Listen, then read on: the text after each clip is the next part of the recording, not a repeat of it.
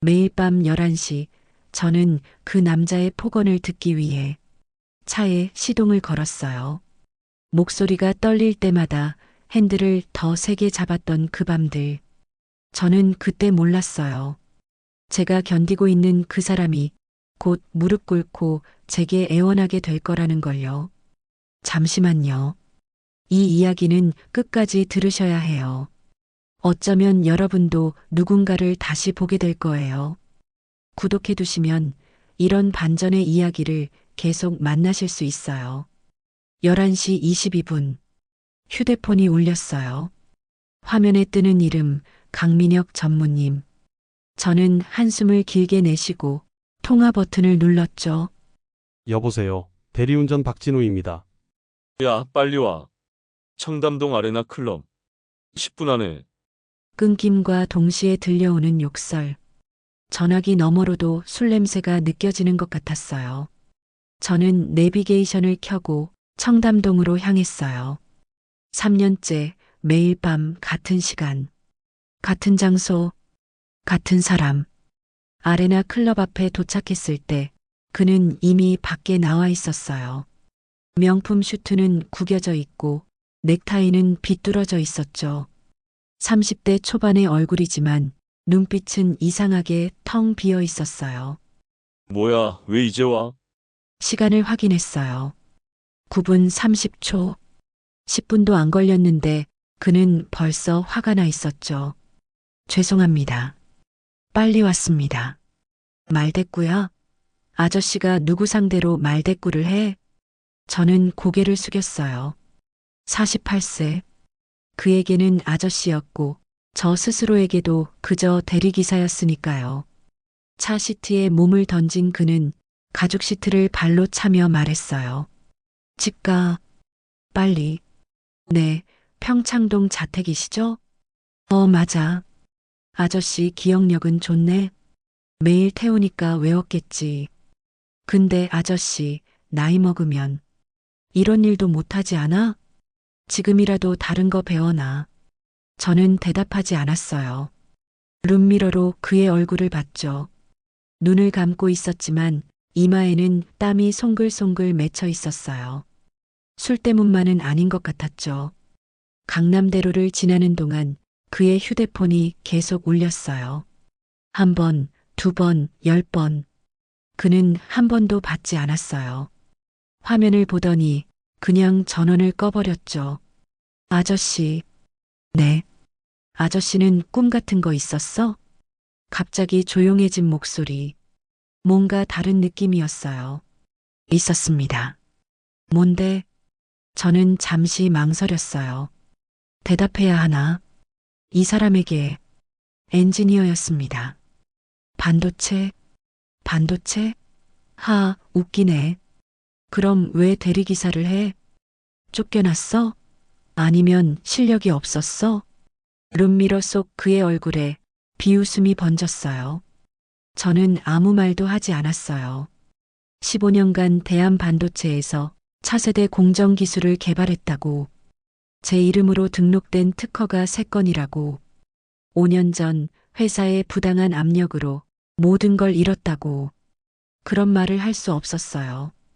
이 사람에게는, 아저씨 같은 사람들은 말이야, 현실을 모르는 거야.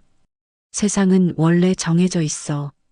태어날 때부터 평창동에 도착했어요. 높은 담장 안쪽으로 거대한 저택이 보였죠. 그는 비틀거리며 내렸어요. 지갑을 꺼내더니 5만 원짜리 수표 한 장을 제 얼굴에 던졌어요. 거스름돈은 됐고 내일도 불러줄게. 감사하다고 해. 수표가 바닥에 떨어졌어요. 저는 그걸 주었어요. 손이 떨렸지만 접어서 주머니에 넣었죠.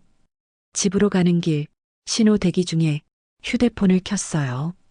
딸 지은이가 보낸 메시지가 떠올랐어요. 아빠, 이번 학기 등록금 300만 원. 다음 주까지 보내주세요. 답장은 하지 않았어요. 할 수 있는 말이 없었으니까요. 새벽 2시 원룸에 들어왔어요. 작은 방 한쪽에는 상자 하나가 놓여 있었죠. 저는 그 상자를 열었어요. 안에는 오래된 서류들, 특허 등록증 3장, 그리고 대한반도체 재직 시절 연구실에서 찍은 사진 1장. 사진 속 제 얼굴은 지금과 너무 달랐어요. 눈빛이 살아있었고 웃고 있었으니까요. 언젠가는 중얼거리다 말고 저는 그냥 상자를 닫았어요. 언젠가 같은 건 없었어요. 지금 이게 제 현실이니까요. 매일 밤 11시 그 남자의 폭언을 듣는 것. 그게 제가 딸에게 돈을 보낼 수 있는 유일한 방법이었으니까요. 불을 끄고 누웠어요. 천장을 바라보며 생각했죠. 내일도 모레도 그 다음 날도 나는 그 사람 앞에서 고개를 숙일 거야. 그때는 정말 몰랐어요. 그 생각이 완전히 틀렸다는 걸. 그가 곧 제 앞에서 무릎을 꿇게 될 거라는 걸요. 다음 날 오전 10시 대한테크 본사 32층 회의실. 강민혁은 회의 테이블 끝에 앉아 있었어요. 손은 주먹을 쥐었다 폈다를 반복했고 이마에는 식은땀이 흐르고 있었죠. 대형 스크린에는 빨간색 그래프가 가득했어요. 모두 아래를 향하고 있었죠. 2분기 영업이익 67% 하락. 이수진 법무팀장의 목소리는 차갑고 정확했어요. 그녀는 레이저 포인터로 화면을 가리키며 말을 이었죠. 경쟁사 대만 TSMC는 3나노 공정 양산에 성공했고 우리는 여전히 5나노에서 수율 문제를 해결하지 못했습니다. 회의실 안 공기가 무거웠어요. 임원 12명 모두 강민혁을 보고 있었죠. 전무님 설명 부탁드립니다. 이수진이 물었어요. 그녀의 눈빛에는 연민 같은 건 없었어요. 그저 차가운 사실만이 있었죠. 그건 연구소에서 강민혁의 목소리가 떨렸어요. 연구소 탓을 하시려는 겁니까?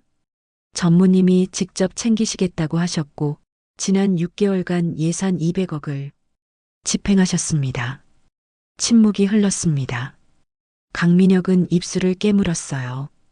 MBA에서 배운 모든 이론들이 이 순간에는 아무 소용이 없었죠. 회의실 문이 열렸어요. 강민준 부사장이 들어왔어요. 완벽하게 다림질된 슈트, 한치의 흐트러짐도 없는 헤어스타일. 그는 여유롭게 걸어와 동생 옆자리에 앉았죠. 미안, 늦었어. 회장님 보고 끝나고 왔어. 강민혁의 손이 떨렸어요. 회장님, 아버지를 만나고 왔다는 말. 형님, 뭐라고 하시던가요?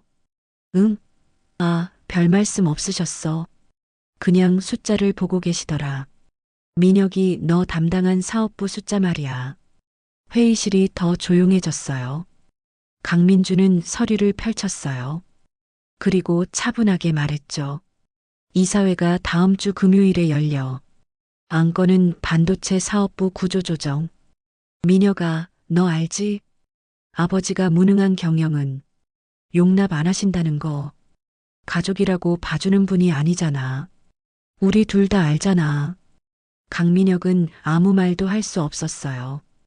회의가 끝나고 강민혁은 자기 사무실로 돌아왔어요. 전무 사무실. 통유리 너머로 보이는 강남 전경. 화려한 빌딩 숲. 하지만 그에게는 아무것도 아름답지 않았어요. 책상 위 휴대폰이 울렸어요. 발신자 아버지. 손이 떨렸어요. 3번의 신호 의무 받았죠. 네, 아버지. 다음 주 금요일 이사회. 내가 해결책을 가져와야 한다. 없으면 형한테 사업부를 넘긴다. 아버지, 저는 변명은 듣고 싶지 않다. 결과만 가져와. 끊겼어요. 강민혁은 의자에 몸을 기댔어요. 눈을 감았죠. 귓가에는 아버지의 목소리가 계속 맴돌았어요. 무능한 경영은 용납 안 한다. 그때 노크 소리. 들어오세요. 이수진이 들어왔어요. 손에는 태블릿 PC가 들려 있었죠. 전무님, 잠깐 볼 게 있습니다. 뭔데요? 특허 침해 소송건입니다. 작년에 우리가 승소한 케이스. 그래서요? 이수진은 태블릿을 건넸어요. 화면에는 특허 문서가 떠 있었죠. 이 특허권자를 찾다가 우연히 알게 된 건데요. 이 사람이 가진 특허가 3건 더 있습니다. 그게 왜 중요한데요? 이 3건의 특허가 우리가 지금 막혀 있는 오나노 공정 수율 문제의 핵심 기술입니다. 강민혁의 눈빛이 변했어요. 뭐라고요? 정확히는 박진우라는 사람이 5년 전 대한반도체 재직 시절 개발한 공정 기술입니다. 이 기술 없이는 3나노로 넘어갈 수 없습니다. 그 사람 지금 어디 있어요? 그게 이수진이 잠시 망설였어요. 대리기사를 하고 있습니다. 뭐? 네. 확인했습니다. 대한반도체에서 나온 후 특허 소송에 모든 재산을 쓰고 지금은 대리운전으로 생활합니다. 강민혁은 서류를 다시 봤어요. 이름 박진우. 어디서 들어본 것 같았어요. 박진우. 그 순간 머릿속에 스쳐 지나가는 장면. 매일 밤 11시 청담동에서 평창동까지 조용히 운전하던 그 대리기사. 엔지니어였습니다. 반도체? 그럼 왜 대리기사를 해? 쫓겨났어? 아니면 실력이 없었어? 자신이 했던 말들이 귓가에서 메아리 쳤어요. 이 사람, 내가 아는 사람인가? 혹시 대리운전 이용하십니까? 네, 매일. 이름 확인해 보시겠습니까? 강민혁은 휴대폰을 꺼냈어요. 대리운전 앱을 열었죠. 최근 이용 내역. 기사명 박진우. 평점 4.9. 이용 횟수 1247회. 이 사람이에요? 이 대리기사가? 목소리가 떨렸어요. 네. 그가 바로 우리 회사를 살릴 수 있는 유일한 특허권자입니다. 강민혁은 의자에 주저앉았어요. 매일 밤 자신이 폭언을 퍼부었던 그 사람, 아저씨라고 무시했던 그 사람, 수표를 얼굴에 던졌던 그 사람, 그가 자신의 회사를, 자신의 자리를, 자신의 모든 것을 살릴 수 있는 사람이었어요. 어떻게 할까요? 이수진이 물었어요. 강민혁은 대답할 수 없었어요. 어젯밤 자신이 했던 말들이 하나하나 떠올랐으니까요. 아저씨 같은 사람들은 현실을 모르는 거야. 세상은 원래 정해져 있어. 태어날 때부터. 아이러니했어요. 세상이 정해져 있다고 믿었던 자신이 지금 그 아저씨에게 모든 걸 의지해야 하는 상황. 전무님? 연락해보세요. 그 사람한테. 어떻게요? 강민혁은 창밖을 봤어요. 석양이 지고 있었죠. 빛은 점점 어두워졌어요. 일단 만나야죠. 그 사람을. 그의 목소리는 어제와 달랐어요. 폭언을 하던 그 목소리가 아니라 뭔가에 쫓기는 사람의 목소리였죠. 책상 위 시계. 오후 6시 50분. 곧 밤이 올 거예요. 그리고 11시가 되면 평소처럼 전화를 걸어야 했죠. 하지만 이제는 달랐어요. 전화를 거는 사람과 받는 사람의 의미가 완전히 바뀌어 버렸으니까요. 밤 11시 15분. 박진우의 휴대폰이 울렸어요. 발신자 강민혁 전무님. 평소와 같은 시간. 평소와 같은 이름. 하지만 전화를 받는 순간 뭔가 달랐어요. 여보세요. 박진우 기사님. 기사님. 박진우는 핸들을 잡은 손을 멈췄어요. 3년 동안 단 한 번도 그가 기사님이라고 부른 적이 없었으니까요. 네, 말씀하세요. 오늘도 청담동으로 와주시겠습니까? 와주시겠습니까? 존댓말이었어요. 박진우는 휴대폰을 다시 확인했어요. 강민혁 전무님. 맞았어요. 같은 사람인데 목소리가 달랐죠. 네, 지금 출발하겠습니다. 감사합니다. 전화가 끊겼어요. 박진우는 잠시 멍하니 앉아 있었어요. 뭔가 이상했지만 이유를 알 수 없었죠. 청담동 아레나 클럽. 도착했을 때 강민혁은 이미 밖에 서 있었어요.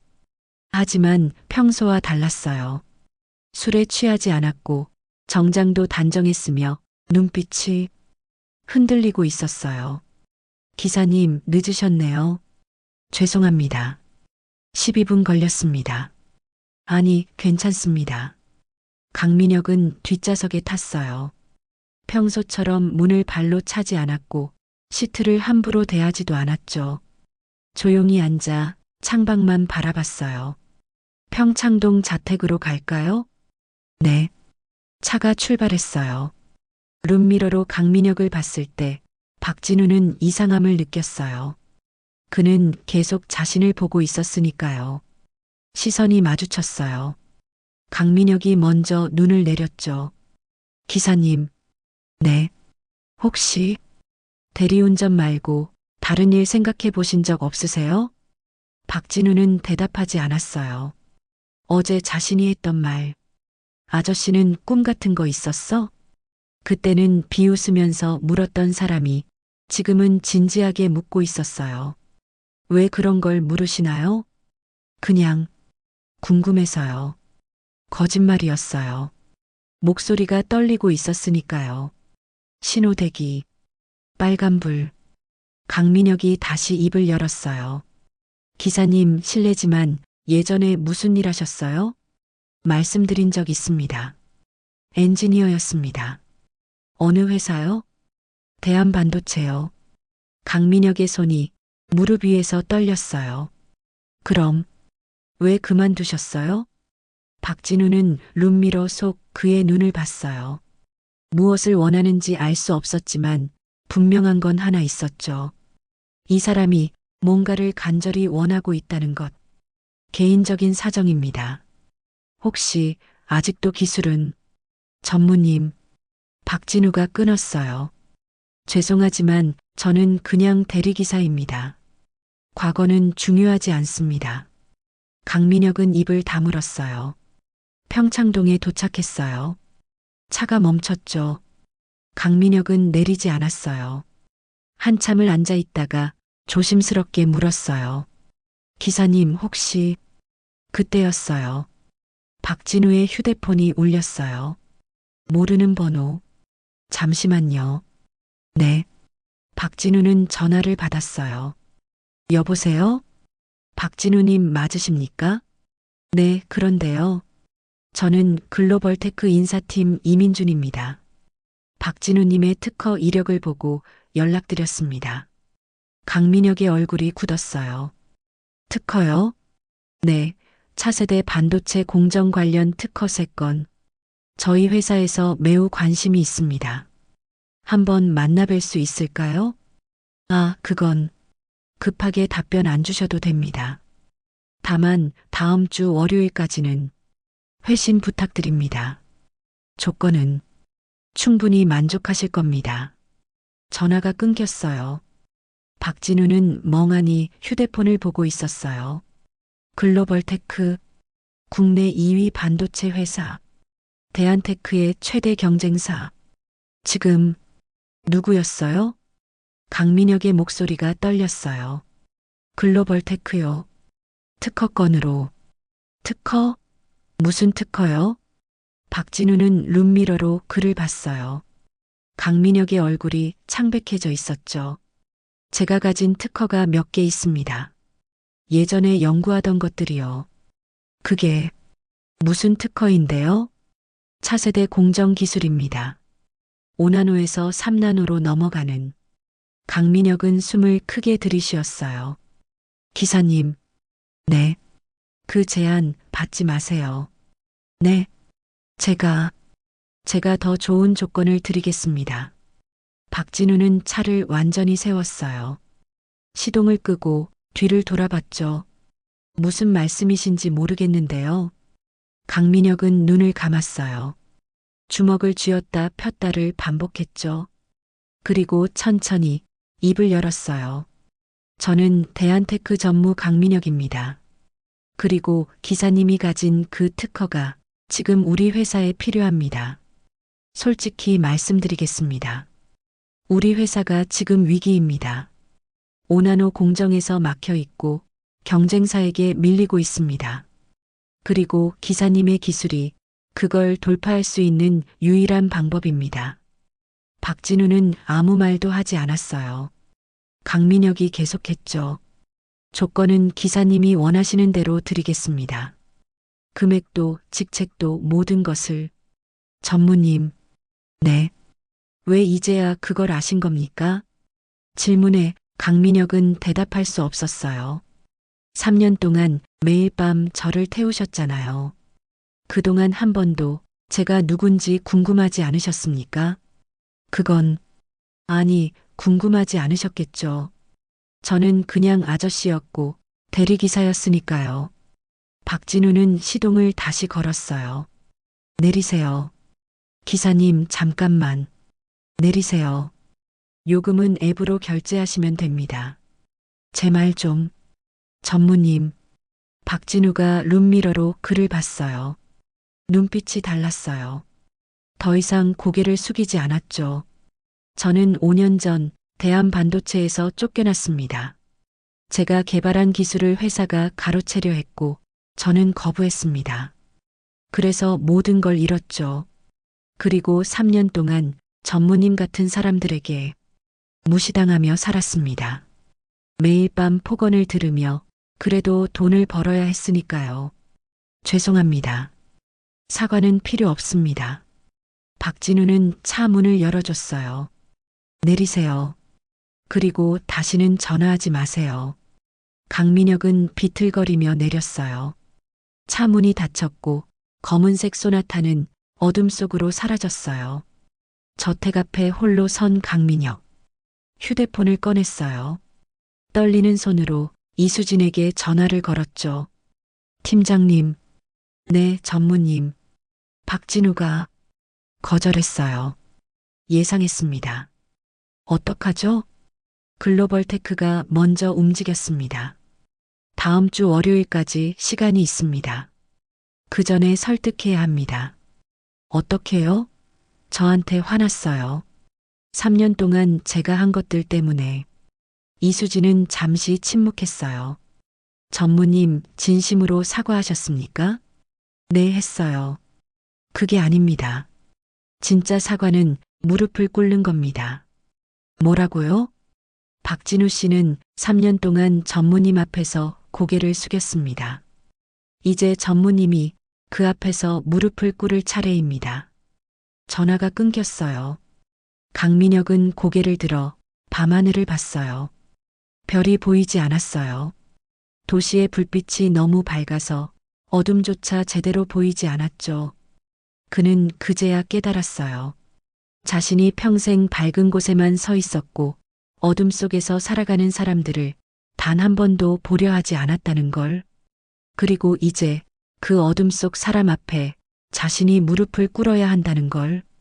다음 날 오후 2시 박진우의 원룸 앞 초인종이 울렸어요. 박진우는 잠에서 깼어요. 대리운전은 밤 일이라 낮에는 보통 잤거든요. 문을 열었을 때 믿을 수 없는 사람이 서 있었어요. 강민혁? 하지만 어제와 달랐어요. 명품 슈트 대신 평범한 셔츠를 입고 손에는 아무것도 들지 않았으며 눈은 충혈되어 있었죠. 뭐하러 오셨습니까? 기사님, 아니. 박진우님. 강민혁의 목소리는 완전히 달라져 있었어요. 5분만 시간을 주세요. 드릴 말씀 없습니다. 부탁입니다. 박진우는 문을 닫으려 했어요. 하지만 강민혁이 문틈에 손을 넣었죠. 제발이요.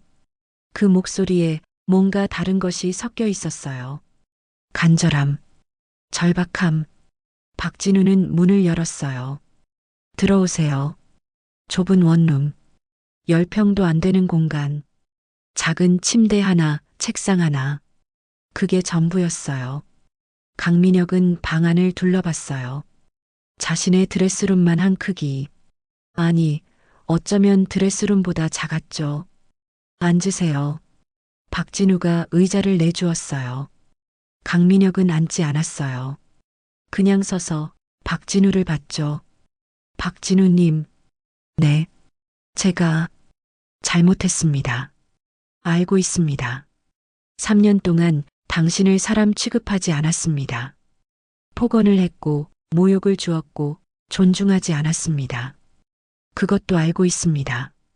박진우의 목소리는 담담했어요. 화가 난 것도 아니고 슬픈 것도 아니었어요. 그냥 사실을 말하는 것 뿐이었죠. 용서해 주세요. 용서는 필요 없습니다. 이미 지나간 일입니다. 그럼 기회를 주세요. 무슨 기회요? 당신의 특허를 우리 회사에 주세요. 조건은 뭐든지 들어드리겠습니다. 박진우는 창문을 봤어요. 바깥은 맑았어요. 11월의 햇살이 작은 방 안으로 들어왔죠. 전무님은 제가 왜 대한반도체를 나왔는지 아십니까? 계략적으로는 제대로 아십니까? 강민혁은 고개를 숙였어요. 모릅니다. 5년 전이었어요. 박진우가 말을 시작했어요. 저는 차세대 공정 기술을 개발했습니다. 3년간 밤을 새워가며 만든 기술이었죠. 회사는 그걸 탐냈습니다. 특허를 회사 명의로 넘기라고 했어요. 저는 거절했습니다. 제 이름으로 등록한 특허였고 제 권리였으니까요. 그러자 회사는 저를 압박했습니다. 박진우의 손이 떨렸어요. 인사 발령을 냈어요. 연구실에서 공장으로 15년 경력의 수석 연구원을 현장 말단으로 보냈죠. 그것뿐이 아니었어요. 동료들에게 저를 따돌리라고 했고 프로젝트에서 제 이름을 지웠으며 결국 제가 알아서 나가도록 만들었죠. 강민혁은 아무 말도 할 수 없었어요. 나오고 나서 특허 소송을 했습니다. 제 권리를 지키기 위해서요. 3년간 싸웠어요. 변호사 비용으로 집을 팔았고 아내는 저를 떠났으며 딸은 저를 원망했습니다. 죄송합니다. 전무님이 죄송할 일이 아닙니다. 박진우가 강민혁을 똑바로 봤어요. 하지만 전무님도 그들과 같은 사람입니다. 대한테크그룹, 결국 같은 회사 아닙니까? 그건 다릅니다. 뭐가 다릅니까? 저는 당신을 존중하겠습니다. 3년 동안은 안 그러셨잖아요. 말문이 막혔어요. 박진우는 책상 서랍을 열었어요. 오래된 명함 한 장을 꺼냈죠. 대한반도체 수석연구원 박진우. 이게 제 과거입니다. 그리고 이건 또 다른 명함을 꺼냈어요. 대리운전 박진우. 이게 제 현재입니다. 2개의 명함을 책상 위에 나란히 놓았어요. 전무님은 이 중 어느 쪽에 저를 원하십니까? 둘 다입니다. 정직한 대답이네요. 박진우는 미소 지었어요. 쓸쓸한 미소였죠. 전무님은 제 기술이 필요하신 거예요. 저라는 사람이 아니라. 아닙니다. 거짓말 마세요. 정말입니다. 강민혁이 한 걸음 다가섰어요. 저는 지난밤 잠을 못 잤습니다. 당신이 하신 말씀이 계속 머릿속을 맴돌았어요. 무슨 말입니까? 3년 동안 제가 한 번도 당신이 누군지 궁금하지 않았냐는 말씀이요. 강민혁의 눈에 눈물이 맺혔어요. 맞습니다. 저는 궁금하지 않았어요. 당신이 어떤 사람인지, 어떤 과거가 있는지, 왜 대리운전을 하는지 한 번도 물어보지 않았습니다. 그게 제 잘못입니다. 제가 교만했고, 제가 무지했으며, 제가 인간이 아니었습니다. 강민혁은 무릎을 꿇었어요. 좁은 원룸 바닥, 먼지가 날릴 정도로 낡은 바닥에 재벌 2세가 무릎을 꿇었죠. 박진우님, 목소리가 떨렸어요. 저를 용서해달라는 게 아닙니다. 제가 용서받을 자격이 없다는 것 알고 있습니다. 하지만 기회를 주세요. 제가 달라질 수 있다는 걸 보여드리고 싶습니다. 박진우는 무릎 꿇은 그를 내려다봤어요. 재벌 2세, 매일 밤 폭언을 하던 사람, 아저씨라고 부르던 사람. 그가 지금 자신의 앞에 무릎을 꿇고 있었어요. 복수가 달콤할 줄 알았어요. 카타르시스를 느낄 줄 알았죠. 하지만 느껴지는 건 공허함 뿐이었어요. 일어나세요. 박진우님, 일어나세요. 부탁입니다. 강민혁이 천천히 일어났어요. 무릎에 먼지가 묻어 있었죠. 생각할 시간을 주세요. 얼마나요? 글로벌 테크가 다음 주 월요일까지 회신을 요청했습니다. 그럼 그날까지 생각하겠습니다. 그리고 전무님께 네. 앞으로는 제 대리운전을 부르지 마세요. 이젠 그 관계가 아니니까요. 강민혁은 고개를 끄덕였어요. 알겠습니다. 문이 닫혔어요. 복도에 홀로 선 강민혁. 그는 무릎을 내려다봤어요. 먼지가 묻은 슬랙스. 평생 무릎을 꿇어본 적이 없었어요. 아버지에게도, 형에게도, 누구에게도. 하지만 오늘 처음으로 무릎을 꿇었고 이상하게도 그게 틀리지 않은 것 같았어요. 엘리베이터를 타고 내려가며 휴대폰이 울렸어요. 아버지, 네. 어떻게 됐냐? 시간을 달라고 했습니다. 다음 주 금요일 이사회다. 그 전까지 못 구하면 형한테 넘긴다. 네. 전화가 끊겼어요. 빌딩 밖으로 나왔어요. 햇살이 따가웠어요. 11월인데도 이상하게 더웠죠. 그는 주차장으로 걸어가며 생각했어요. 나는 지금 한 사람의 인생을 구걸하고 있구나. 처음으로 자신이 초라하게 느껴졌어요. 토요일 오후 3시 홍대 입구역 근처 카페. 박진우는 창가 자리에 앉아 아이스 아메리카노를 마시고 있었어요. 5년 만에 딸을 만나기로 한 날이었죠. 오후 3시 10분. 문이 열렸어요. 박지은이 들어왔어요. 긴 생머리, 청바지에 흰 티셔츠. 대학생이 된 딸은 엄마를 많이 닮았더라고요. 아빠, 지은아. 어색하게 마주 앉았어요. 지은이는 아빠를 보지 않았어요. 그냥 메뉴판만 들여다봤죠.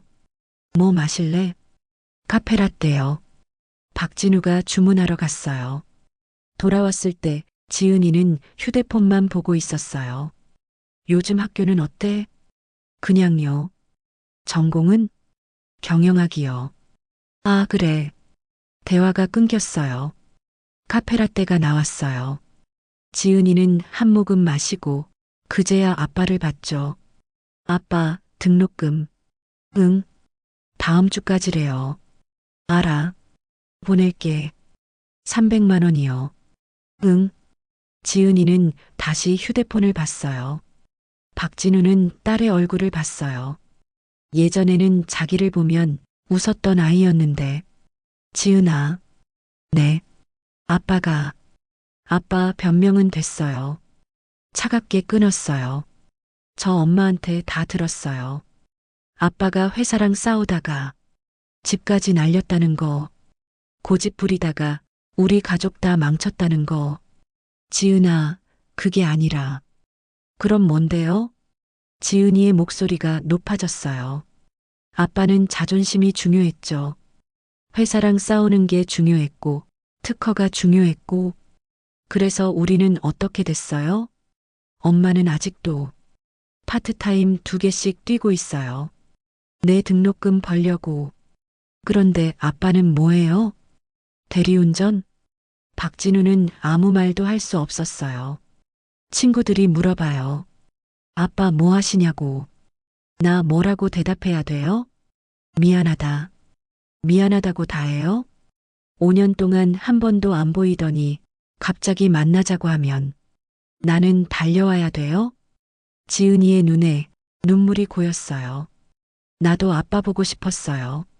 근데 아빠는 나보다 자존심이 더 중요했잖아요. 지은아, 됐어요. 등록금만 보내주세요.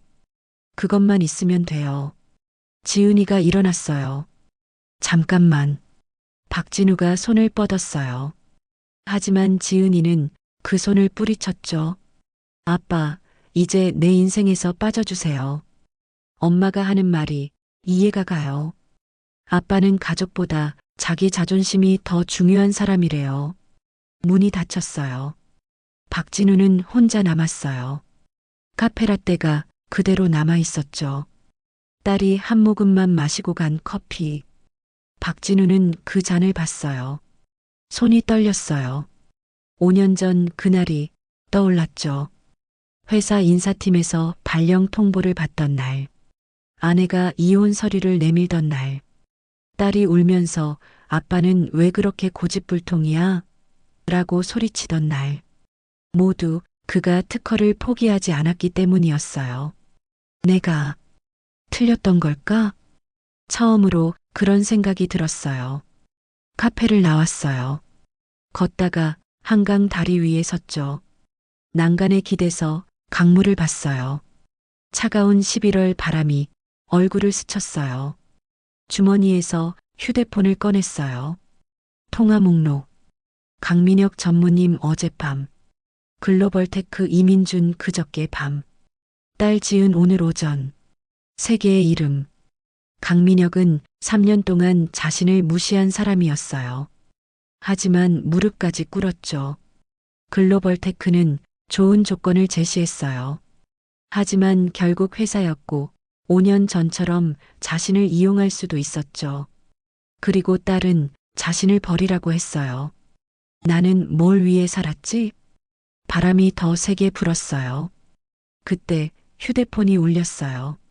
모르는 번호. 여보세요? 박진우님, 저는 대한반도체 전 동료였던 김태수입니다. 기억하시나요? 태수야? 네, 형님. 목소리가 반가웠어요. 15년 함께 일했던 후배. 무슨 일이야? 형님, 제가 아직 대한반도체에 있어요. 그런데, 형님 소문 들었어요. 무슨 소문? 대한테크에서 형님을 영입하려 한다는 소문이요.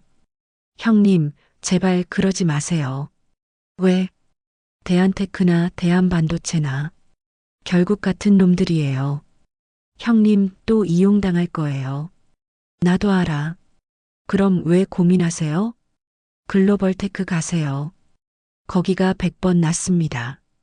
박진우는 웃었어요. 쓴웃음이었죠. 태수야. 네, 형님. 나도 모르겠어. 뭐가 맞는지. 형님, 나는 5년 동안 내가 옳다고 믿었어. 특허를 지킨 게, 내 자존심을 지킨 게 옳다고. 맞습니다. 형님은 옳았어요. 근데 오늘 내 딸이 그러더라. 나는 가족보다 자존심이 더 중요한 사람이라고. 태수야, 내가 틀렸던 걸까? 김태수는 한참을 침묵했어요. 형님은 틀리지 않았어요. 세상이 틀린 거예요. 세상을 바꿀 순 없잖아. 그래도 형님이 굽히면 안 됩니다. 전화가 끊어졌어요. 박진우는 한강을 봤어요. 석양이 지고 있었죠. 주머니에서 오래된 명함을 꺼냈어요. 대한반도체 수석연구원 박진우. 뒷면에는 15년 전 첫 출근 날 자신이 적어둔 메모가 있었어요. 기술로 세상을 바꾸는 엔지니어가 되자. 그 글씨를 손끝으로 쓸어내렸어요. 눈물이 떨어졌어요. 명함 위에 나는 뭘 했지? 중얼거렸어요. 15년을 일했는데 5년을 싸웠는데 3년을 견뎠는데 목소리가 떨렸어요. 나한테 남은 게 뭐야? 딸도 날 버렸고 아내도 떠났고 동료들도 다 흩어졌고 명함을 주먹으로 구겼어요. 기술로 세상을 바꾼다고? 웃기지도 않아. 나는 내 가족 하나 제대로 못 지켰잖아. 한강에 명함을 던지려 했어요. 하지만 손이 멈췄어요. 바람이 멈췄고 시간이 멈춘 것 같았죠. 그리고 들렸어요. 15년 전 처음 연구실에 들어갔던 날 멘토 교수님이 하셨던 말씀. 진우야, 기술자의 자존심은 돈이나 명예가 아니야. 자기가 만든 기술이 세상에 제대로 쓰이는 걸 보는 거야. 박진우는 명함을 주머니에 다시 넣었어요. 휴대폰을 꺼냈어요. 그리고 전화를 걸었죠. 여보세요. 강민혁 전무님. 박진우님. 목소리가 떨렸어요. 희망이 섞인 떨림. 내일 오후 2시 저희 집으로 오세요. 네, 갑니다. 혼자 오세요. 그리고 각오하고 오십시오. 네, 각오요? 제 이야기를 들으실 각오요. 전화를 끊었어요. 박진우는 다리를 건넜어요. 집으로 가는 길. 여전히 마음이 무거웠지만 결정은 내렸어요. 이번엔 제대로 해보자. 5년 전처럼 혼자 싸우지 않을 거예요. 3년 전처럼 침묵하지 않을 거예요. 이번에는 자신의 기술이 제대로 쓰이는 것을 볼 거예요. 그게 진짜 복수라고, 그게 진짜 승리라고 그제야 깨달았으니까요. 일요일 오후 2시 박진우의 원룸. 강민혁이 문을 두드렸어요. 들어오세요. 문이 열렸어요. 강민혁은 어제보다 더 초췌했어요. 눈 밑에 다크서클이 짙었고 손은 계속 떨리고 있었죠. 앉으세요. 책상 의자를 내주었어요. 박진우는 침대 끝에 앉았죠. 좁은 방 안. 두 남자 사이의 침묵. 말씀하세요. 강민혁이 먼저 입을 열었어요. 제가 들을 각오가 됐습니다. 박진우는 창문을 봤어요. 11월의 햇살이 방 안으로 들어왔죠. 5년 전 12월 15일. 조용한 목소리로 시작했어요. 그날 저는 인사팀에 불려갔어요. 15년을 일한 회사였습니다. 매일 밤 11시까지 연구실에 남아서 주말도 없이 일했죠. 부장님이 말했어요. 박 연구원 특허건 회사 명의로 넘기면 큰 보상 해주겠네. 저는 거절했습니다. 제 이름으로 등록한 거였으니까요. 강민혁은 듣고 있었어요. 그 다음 주 인사 발령이 났어요. 연구실에서 공장으로, 수석 연구원에서 현장 기술직으로. 이유는 인력 재배치였죠. 박진우의 목소리가 조금씩 떨리기 시작했어요. 공장에서 6개월을 일했어요. 동료들은 저를 피했습니다. 회사가 찍었다는 걸 다들 알았으니까요. 그해 6월 아내가 이혼하자고 했어요. 딸 지은이가 중학교 2학년 때였죠. 박진우는 눈을 감았어요. 당신 때문에 우리 가족이 망했어. 당신 그 고집 때문에. 왜 회사랑 싸워? 그냥 넘기면 되잖아. 그러면 우리 이렇게까지 안 됐을 거잖아. 목소리가 높아졌어요. 그게 아내가 한 마지막 말이었어요. 처음으로 박진우가 소리를 질렀어요. 강민혁은 움찔했죠. 저도 알아요. 제가 고집불통이란 거, 제가 가족을 힘들게 했다는 거. 박진우는 일어났어요. 좁은 방 안을 걸었죠. 하지만 저는 제 기술을 빼앗기고 싶지 않았어요. 15년을 쏟아부은 제 인생을 포기하고 싶지 않았어요. 손이 떨렸어요.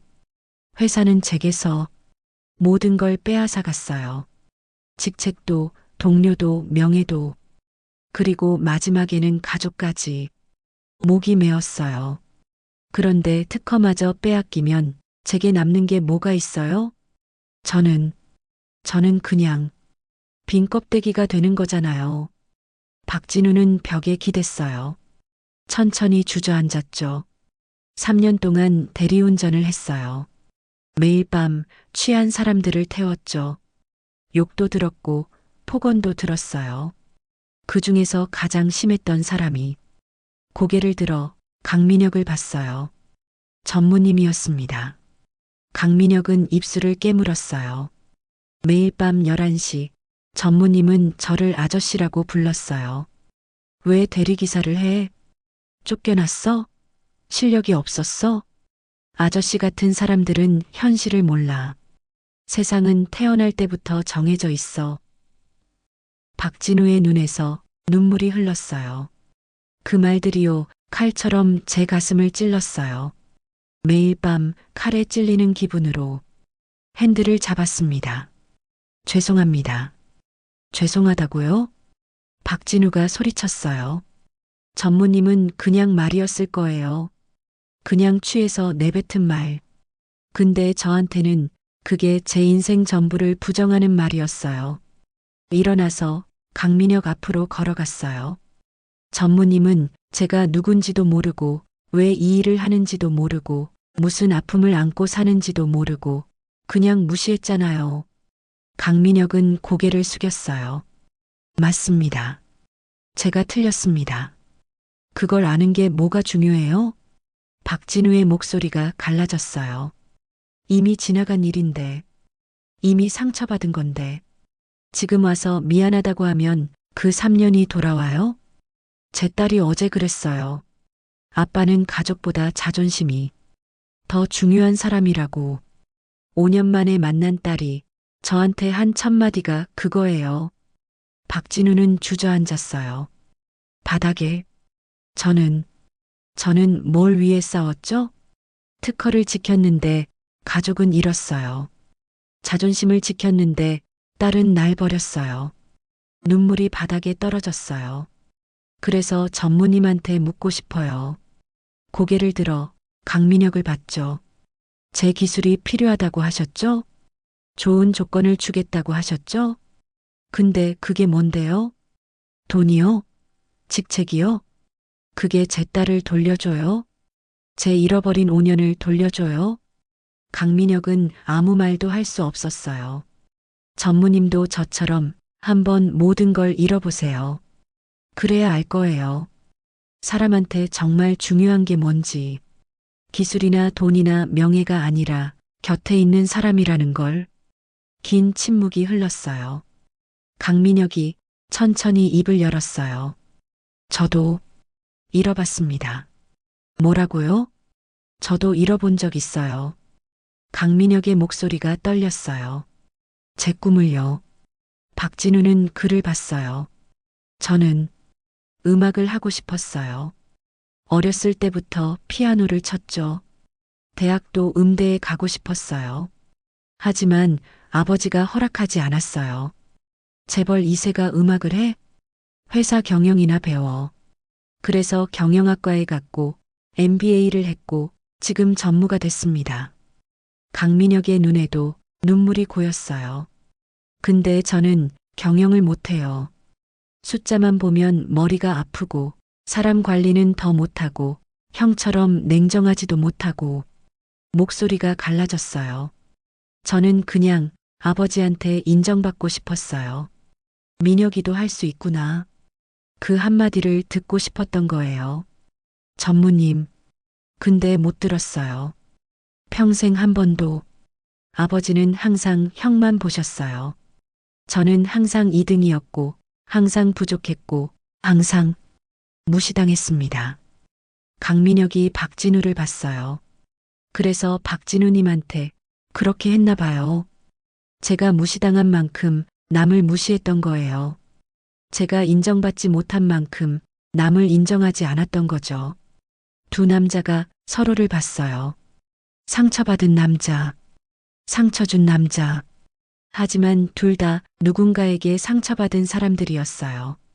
박진우님, 저도 처음으로 고백합니다. 저는 무능합니다. 아버지가 원하는 후계자가 못 돼요. 형처럼 냉철하지도 못하고 회사를 이끌 능력도 없어요. 왜 그런 말을? 하지만 한 가지는 배웠어요. 강민혁이 일어났어요. 당신 덕분에요. 박진우 앞에 무릎을 꿇었어요. 어제에 이어 두 번째. 사람을 보는 법을요. 일어나세요. 아닙니다. 이게 맞습니다. 강민혁은 고개를 숙였어요. 당신은 5년을 싸웠어요. 가족을 잃고 모든 걸 잃었지만 그래도 당신의 기술을 지켰습니다. 그게 얼마나 대단한지 저는 이제야 알았어요. 저는 평생 주어진 것만 받아왔어요. 싸워본 적이 없었고 잃어본 적도 없었고, 그래서 지키는 것의 가치를 몰랐습니다. 박진우는 무릎 꿇은 강민혁을 봤어요. 전무님, 네. 일어나세요.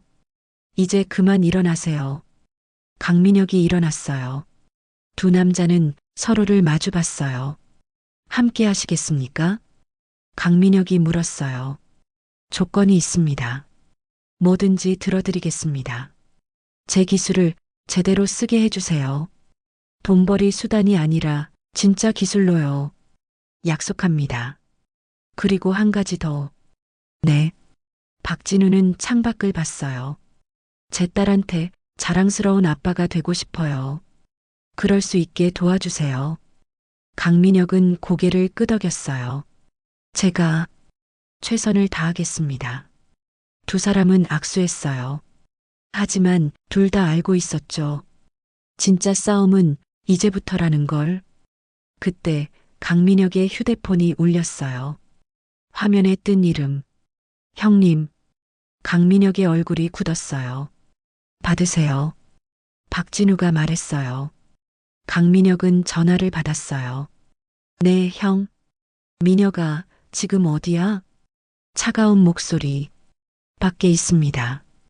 박진우 만나고 있지? 어떻게? 내가 다 알고 있어.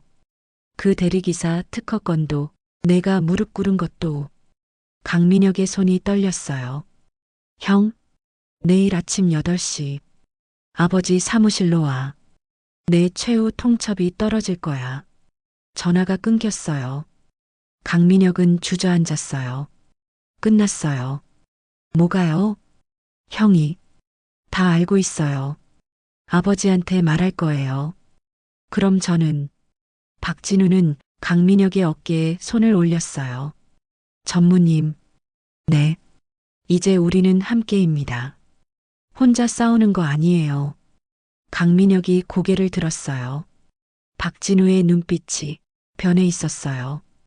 5년간 죽어있던 눈빛이 다시 살아나고 있었죠. 내일 아침 제가 함께 가겠습니다. 하지만 더 이상 혼자 무릎 꿇지 마세요. 이제는 제가 전무님 옆에 서겠습니다. 강민혁의 눈에서 눈물이 흘렀어요. 처음으로 누군가가 자기 편이 되어준 거예요. 월요일 오전 8시. 대한테크 회장 집무실. 60층 최상층. 강남이 한눈에 내려다 보이는 곳. 강대현 회장은 거대한 책상 뒤에 앉아 있었어요. 회색 정장, 차가운 눈빛. 70세의 나이지만 여전히 카리스마가 넘쳤죠.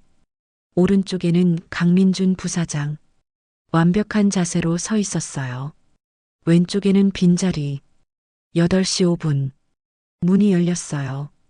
강민혁이 들어왔어요. 그리고 그 뒤에 박진우가 함께 있었죠. 강민준의 눈빛이 차갑게 변했어요.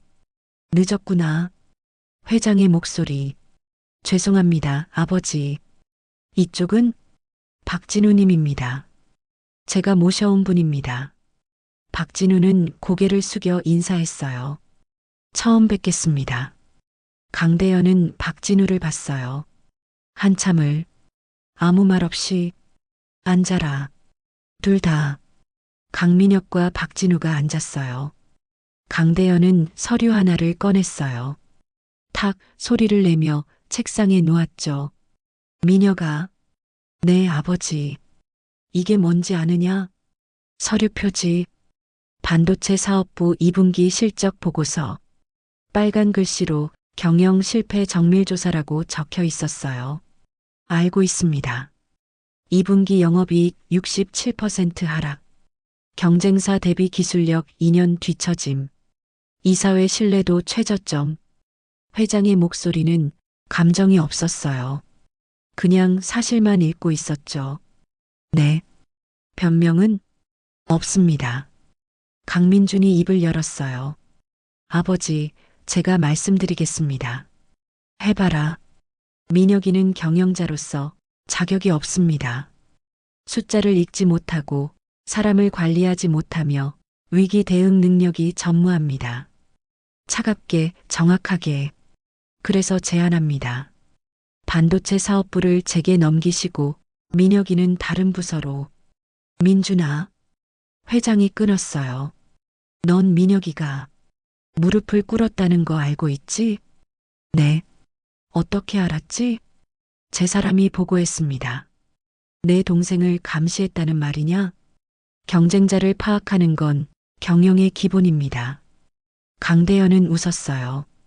차갑게. 그래, 그게 내 방식이지. 완벽하고 냉정하고 비정하지. 감사합니다. 칭찬이 아니다. 강민준의 얼굴이 굳었어요. 강대현은 박진우를 봤어요.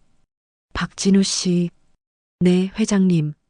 자네가 가진 특허가 우리 회사를 살릴 수 있다고? 그럴 수 있습니다. 조건은 제 기술을 제대로 쓰게 해주십시오. 그리고 강민혁 전무님과 함께 일하게 해주십시오. 강민준이 끼어들었어요. 아버지, 이건 말이 안 됩니다. 기술자 한 명 때문에 무능한 경영자를 유지할 순 없습니다. 민준아. 네. 넌 박진우 씨를 얻을 수 있겠냐? 네. 내가 물었다. 박진우 씨를 우리 회사로 데려올 수 있겠냐고. 강민준은 박진우를 봤어요. 노력하겠습니다. 노력? 회장이 다시 웃었어요. 민준아, 노력으로 되는 게 아니야. 사람은 조건으로 얻는 게 아니거든. 무슨 말씀이신지. 넌 평생 숫자만 봤다. 실적, 이익, 점유율. 하지만 회사는 사람이 만드는 거야. 강대현은 일어났어요. 창문으로 걸어갔죠. 내가 50년간 사업하면서 깨달은 게 하나 있다. 모두가 그를 봤어요. 최고의 기술자는 돈으로 얻는 게 아니야. 존중으로 얻는 거지. 민혁아. 네, 아버지. 넌 그 사람 앞에 무릎 꿇었지? 네. 왜 그랬냐? 강민혁은 박진우를 봤어요. 이분이 3년 동안 제 폭언을 견뎠습니다. 제가 아저씨라고 부르며 무시했고 매일 밤 모욕을 줬습니다. 그런데 이분이 우리 회사를 살릴 유일한 사람이었어요. 그걸 알았을 때 저는 부끄러웠습니다. 목소리가 떨렸어요. 저는 평생 아버지께 인정받고 싶었어요. 형처럼 되고 싶었고 능력 있는 경영자가 되고 싶었습니다. 하지만 저는 그럴 수 없었어요. 그래서 남을 무시하며 살았습니다. 제가 무시당한 만큼 남을 무시했던 거예요. 강민혁은 일어났어요. 박진우님 앞에 무릎 꿇으며 깨달았습니다. 진짜 힘은 남을 짓누르는 게 아니라 남을 일으켜 세우는 거라는 걸. 회장은 아무 말이 없었어요. 강민혁이 계속했어요. 아버지, 저는 무능합니다. 형처럼 숫자를 읽지 못하고 형처럼 냉정하지 못합니다. 하지만 한 가지는 배웠어요. 사람을 보는 법을요. 강민혁은 박진우를 봤어요. 이분은 5년간 혼자 싸웠습니다.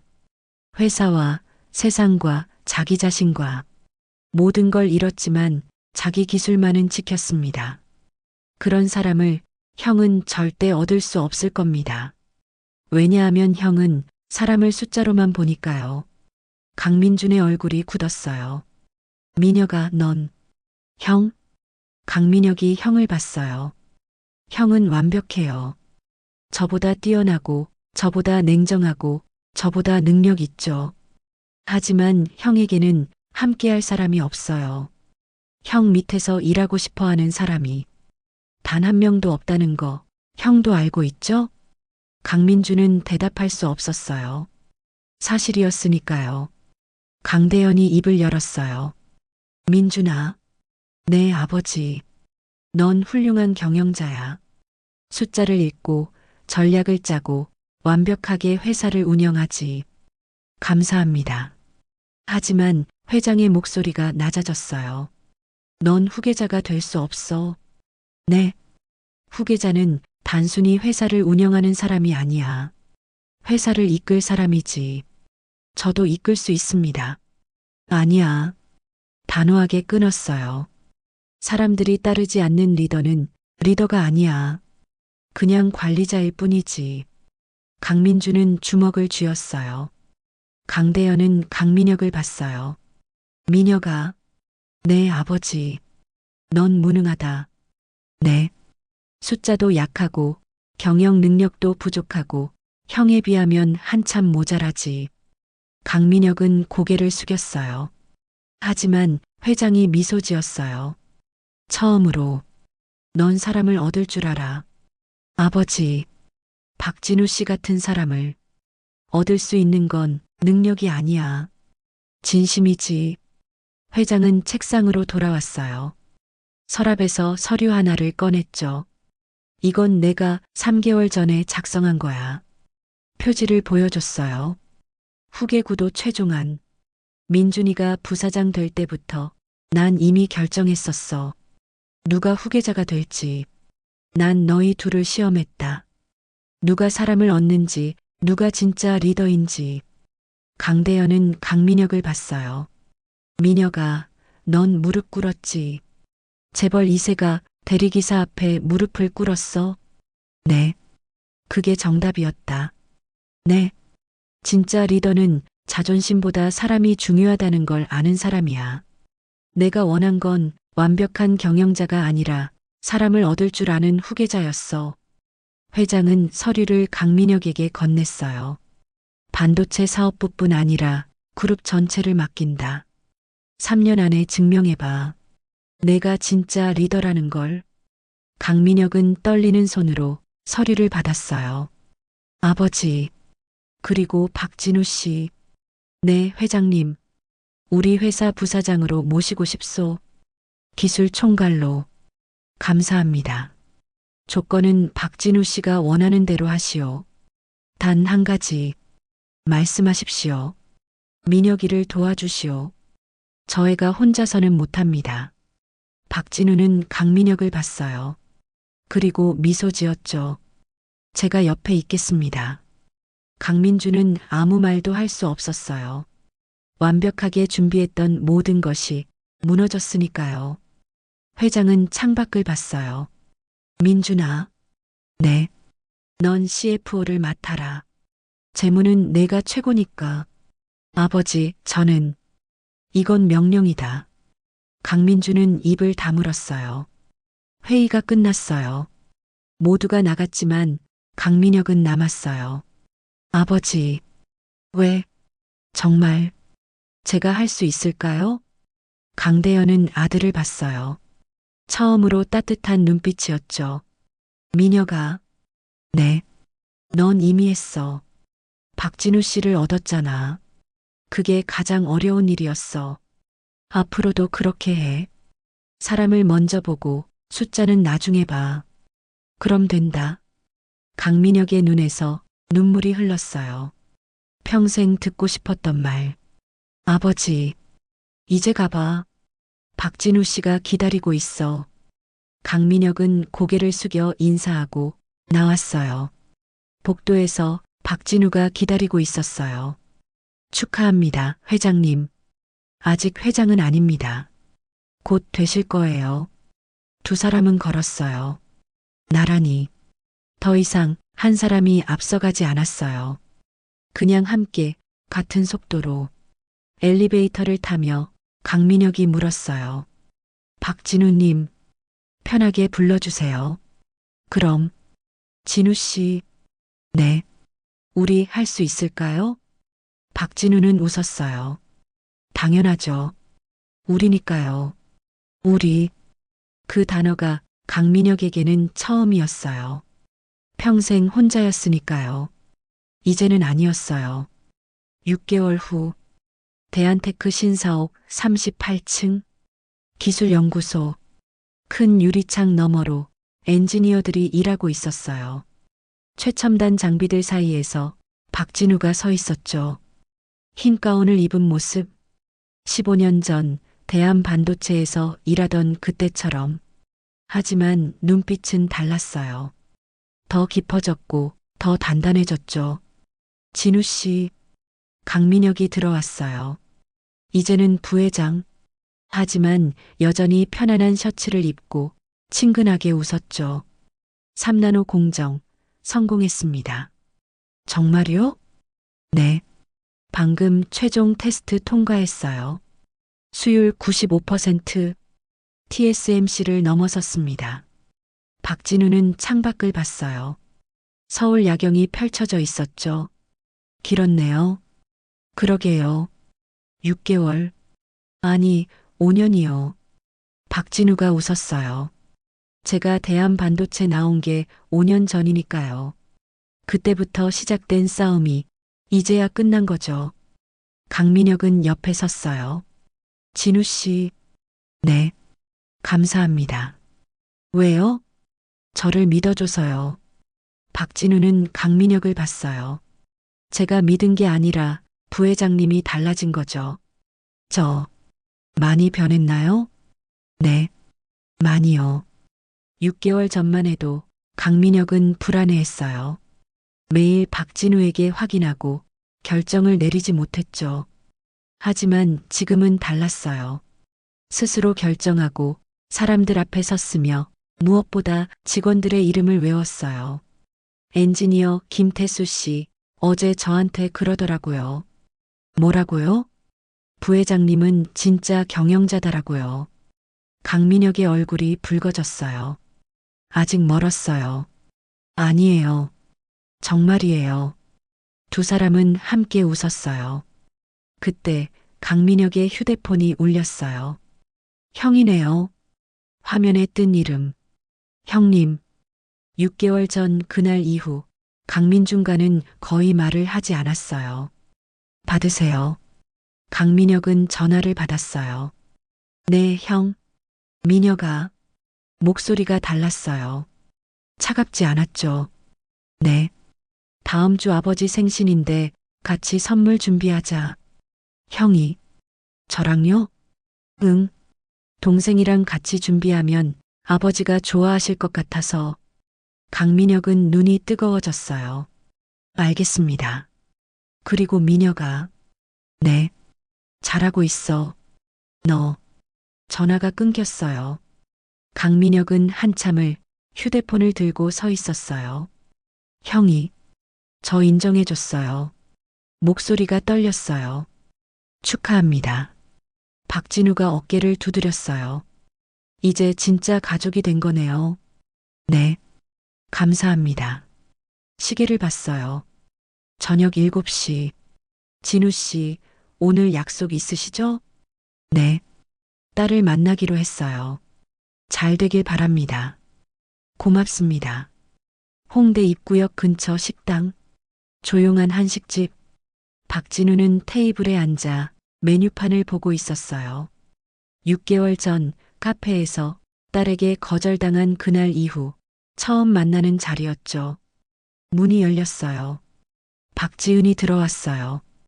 6개월 전보다 표정이 밝아진 것 같았어요. 아빠, 지은아, 여기. 앉았어요. 6개월 전처럼 어색하지 않았어요. 뭐 먹을래? 저는 된장찌개요. 그래, 난 불고기 먹을게. 주문을 했어요. 지은이가 먼저 입을 열었어요. 아빠, 뉴스 봤어요. 무슨 뉴스? 대한테크가 3나노 공정 성공했다고. 그리고 기술 총괄 부사장이 박진우 씨라고. 박진우는 웃었어요. 응, 맞아. 대단해요. 고마워. 음식이 나왔어요. 둘은 조용히 먹었어요. 한참 후 지은이가 젓가락을 내려놓았어요. 아빠. 응? 미안해요. 박진우는 손을 멈췄어요. 6개월 전에 제가 너무 심하게 말했어요. 아빠는 가족보다 자존심이 중요한 사람이라고 했었죠. 근데 그게 아니었어요. 지은이의 눈에 눈물이 고였어요. 아빠는 아빠의 인생을 지키려고 했던 거였어요. 근데 저는 그걸 몰랐어요. 지은아, 친구들한테 말했어요. 우리 아빠 대한테크 부사장이라고. 근데요, 그것보다 더 자랑스러운 게 있어요. 뭔데? 우리 아빠가 5년 동안 포기하지 않았다는 거요. 눈물이 흘렀어요. 저는 아빠가 대리기사라서 부끄러웠어요. 친구들한테 말도 못했고 아빠 직업 물어보면 얼버무렸어요. 근데 이제 알았어요. 부끄러워해야 할 건 아빠 직업이 아니라 그런 아빠를 무시했던 제 마음이었어요. 박진우는 일어나서 딸 옆에 앉았어요. 지은이를 안았죠. 괜찮아. 다 괜찮아. 아빠 미안해요. 정말 미안해요. 아니야. 아빠가 미안해. 내가 힘들 때 옆에 없었던 거. 아빠. 두 사람은 한참을 그렇게 안고 있었어요. 식당 안 사람들이 쳐다봤지만 상관없었어요. 5년 만에 아버지와 딸이 다시 만났으니까요. 한 달 후, 박진우는 오래된 주소를 찾아갔어요. 평창동. 강민혁의 자택? 아니, 이제는 아니었죠. 강민혁은 이사를 갔고 이 집은 비어 있었어요. 대문 앞에 섰어요. 3년 동안 매일 밤 이곳에 와서 모욕을 들었던 곳. 그때는 몰랐어요. 이곳이 자신 인생의 전환점이 될 줄. 문이 열렸어요. 강민혁이 나왔어요. 진우 씨, 왜 여기까지? 그냥 오고 싶었어요. 마지막으로. 마지막이요? 이 집 팔리는 거죠? 네. 다음 주에 넘어가요. 박진우는 대문을 봤어요. 3년 동안 매일 밤 이 대문 앞에 섰어요. 부회장님을 태우고 오면 여기서 내려주고 혼자 집에 갔죠. 그때는 정말 힘들었어요. 매일 밤 폭언 듣고 모욕당하고 집에 가면 딸 생각에 울고. 강민혁은 고개를 숙였어요. 죄송합니다. 아니에요. 박진우가 웃었어요. 이제는 고마워요. 네. 부회장님 덕분에 저는 다시 일어날 수 있었어요. 제가 뭘 했다고요? 무릎 꿇어줬잖아요. 박진우는 강민혁을 봤어요. 5년 동안 아무도 제 편이 아니었어요. 회사도 아내도 딸도 모두 저를 고집불통이라고 했죠. 근데 부회장님이 처음으로 제 편이 되어줬어요. 무릎까지 꿇으면서요. 강민혁의 눈이 붉어졌어요. 그게 당연한 거였어요. 아니에요. 재벌 2세가 대리기사 앞에 무릎 꿇는 건 절대 당연하지 않아요. 박진우는 손을 내밀었어요. 고맙습니다. 저를 사람으로 봐줘서요. 강민혁은 그 손을 잡았어요. 저야말로 고맙습니다. 저를 사람으로 만들어줘서요. 두 남자는 3년 전 처음 만난 그 장소에서 이제는 동료로, 친구로 서로를 마주보고 있었어요. 차가 한 대 지나갔어요. 검은색 소나타. 대리운전 스티커가 붙어 있었죠. 박진우는 그 차를 봤어요. 3년 전 제 모습이네요. 지금은 다르시잖아요. 네. 하지만 잊지 않을 거예요. 그때의 저를요. 왜요? 그 시간이 있었기에 지금의 제가 있으니까요. 바람이 불었어요. 11월의 바람. 1년 전 그날처럼. 하지만 이제는 차갑지 않았어요. 진우 씨. 네. 저도 잊지 않을 거예요. 제가 얼마나 교만했는지, 얼마나 무지했는지, 그리고 한 사람의 무릎이 제 인생을 어떻게 바꿨는지. 두 사람은 웃었어요. 그리고 함께 그 집을 떠났죠. 더 이상 돌아볼 필요 없는 과거를 뒤로하고. 2년 후 대한테크 주주총회. 강민혁이 단상에 올랐어요. 이제는 회장. 아버지의 뒤를 이은 그룹의 새로운 리더. 오늘 보고 드릴 게 있습니다. 마이크 앞에 섰어요. 2년 전 우리 회사는 위기였습니다.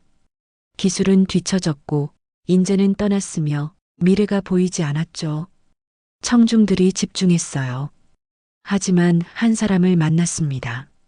그는 대리기사였어요. 웅성거림. 저는 그를 3년간 무시했습니다. 아저씨라고 부르며 폭언을 했고 모욕을 줬죠. 그런데 그가 우리 회사를 살릴 유일한 사람이었습니다. 기술도 능력도 있었지만 무엇보다 포기하지 않는 사람이었죠. 강민혁은 잠시 멈췄어요.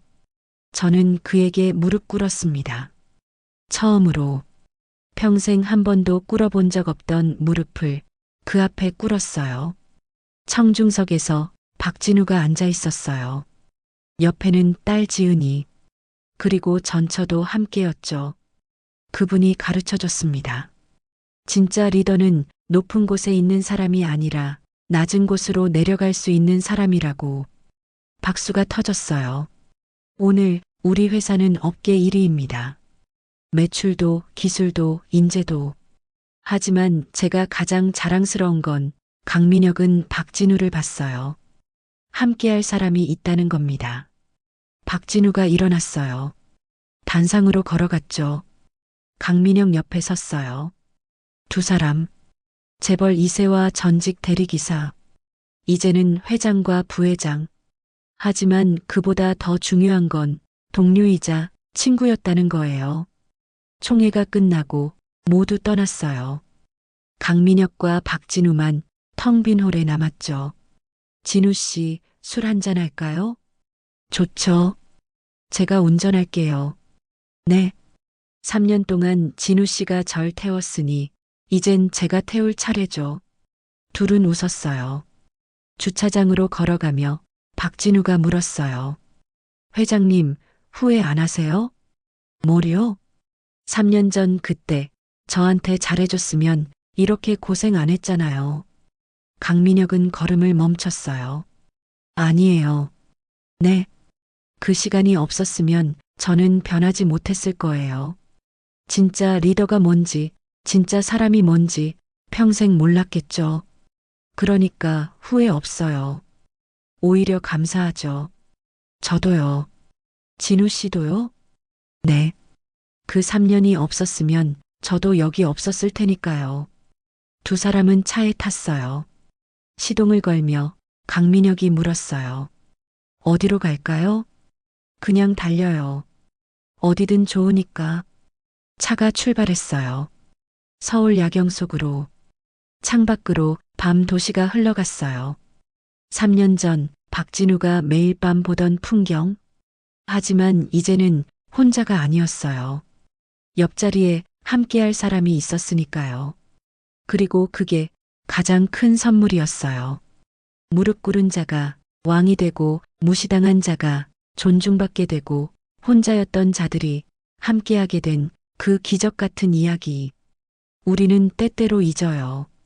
우리 옆에 있는 사람이 어떤 과거를 가졌는지, 어떤 아픔을 안고 사는지. 그저 눈에 보이는 것만으로 그 사람을 판단하죠. 하지만 모든 사람은 자신만의 이야기가 있고 자신만의 싸움을 하고 있어요. 그러니 누군가를 볼 때 조금만 더 깊이 보세요. 그 사람의 지금이 아니라 그 사람의 전부를 보세요. 어쩌면 그 사람이 당신의 인생을 바꿀 수도 있으니까요. 혹은 당신이 그 사람의 인생을 바꿀 수도 있으니까요. 이 이야기가 마음에 남았다면 좋아요와 구독, 그리고 댓글로 여러분의 생각도 들려주세요.